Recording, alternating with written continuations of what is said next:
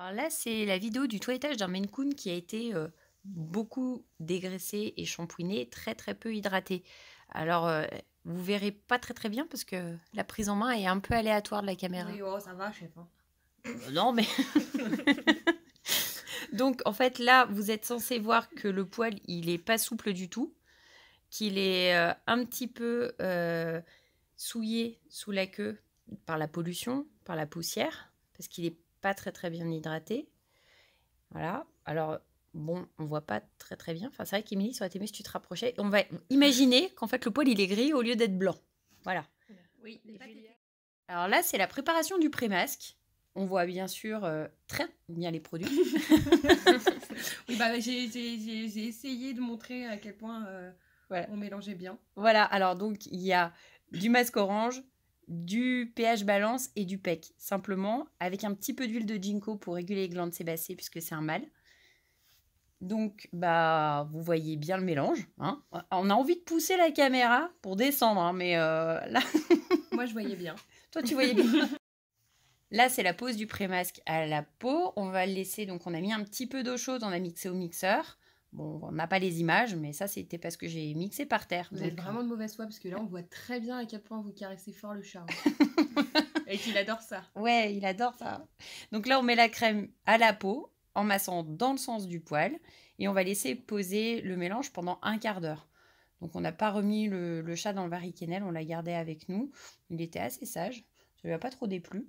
Mais c'est vrai qu'on voit pas... Ah Ouais. si, attends, ah ça y est, ça se rapproche, ça zoome. Chef, vous baissez la tête en même temps que vous parlez, donc c'est... Ouais.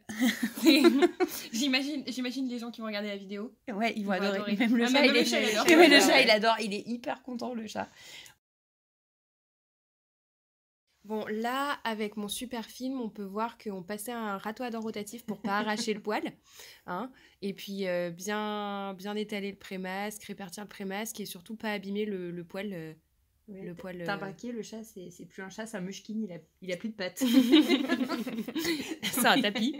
En fait, les Maine Coon, ils auraient pu être grands, mais lui, il est vraiment tout petit. Hein. Le pauvre. Mais il aimait bien le râteau à dents rotatif, hein, parce que ça ne fait pas mal.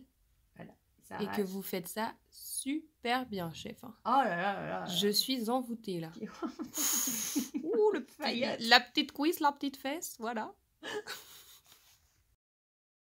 Bon, alors pour le bain, on a fait shampoing Zolfo, shampoing caviar, et là, on doit être à l'application du conditionneur. Alors, on n'a pas les vidéos d'avant parce que on voyait le plafond. C'était super, super intéressant.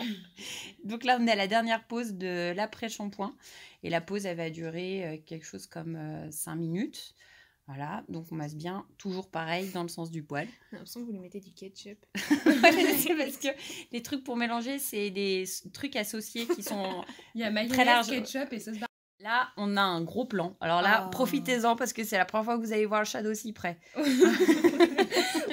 Et là, c'était au rinçage, mais on voit pas la couleur de l'eau, on voit rien. Mais juste vous imaginez. J'ai essayé. Alors au séchage, comme d'habitude, toujours dans le sens du poil, j'ai pris une Districa parce que c'est une brosse qui est relativement douce, comme ça on n'arrache pas le poil. Alors bon, vous n'avez pas vu l'état du poil au départ, mais là on a récupéré une fourrure qui est assez souple et bien blanche sous la queue. Et on arrive à mieux organiser le poil. Alors il faut savoir, c'est qu'après un bain comme ça, il faut à peu près 48 heures pour que le poil retrouve de son volume.